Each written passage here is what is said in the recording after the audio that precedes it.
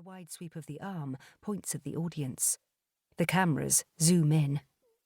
Here today are people anxious to give thanks for their lives and celebrate the remarkable achievement of their survival.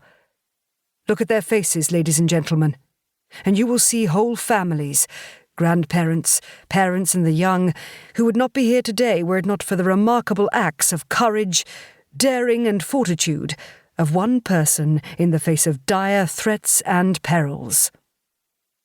Cameras pan along a line of embarrassed faces. We look around at all the wrinkles and grey hair. Some are recognisable. There's Daniela Lewandowski. I remember her. She once came to tea. And then there's that big-time businessman, Kowalska, who's been in the news. What will they say on camera? I look around carefully, examining all the faces, and recognise Marta and Beta. This is a wonderful reunion. Even Friedrich has made it to the studio. Our host is in full flow. Whole families, several generations are gathered here today to give thanks for their very existence, due in no uncertain terms to acts of heroism. This is history close up. First-person history.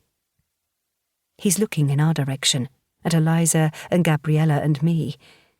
We can expect the spotlight, the microphone and the questions, to rerun that strange episode of our early childhood. What do we remember?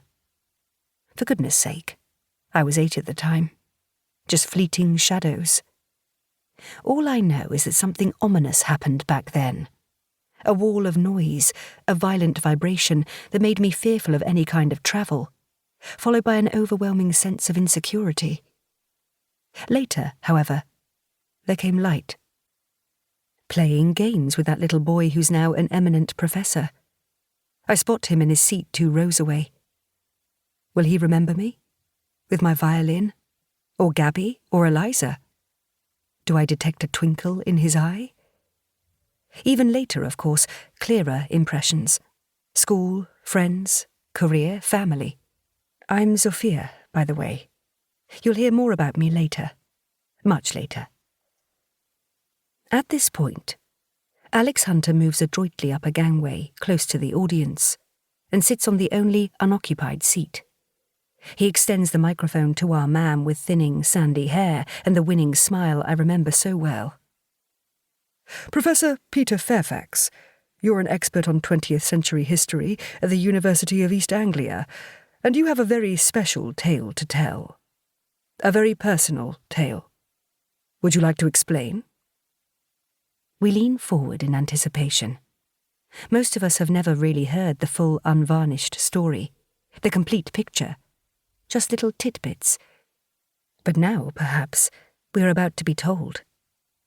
The professor, my old friend Peter, nods. I grew up with this history, he says, in his gravelly kind of growl.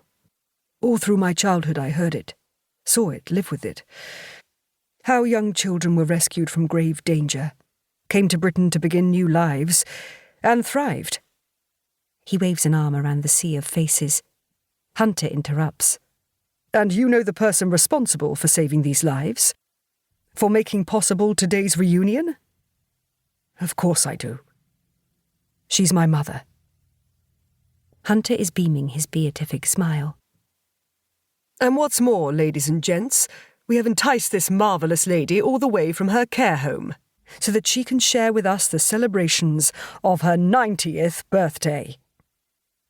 He gets to his feet and raises his arms in accompaniment to a roll of drums from somewhere off camera.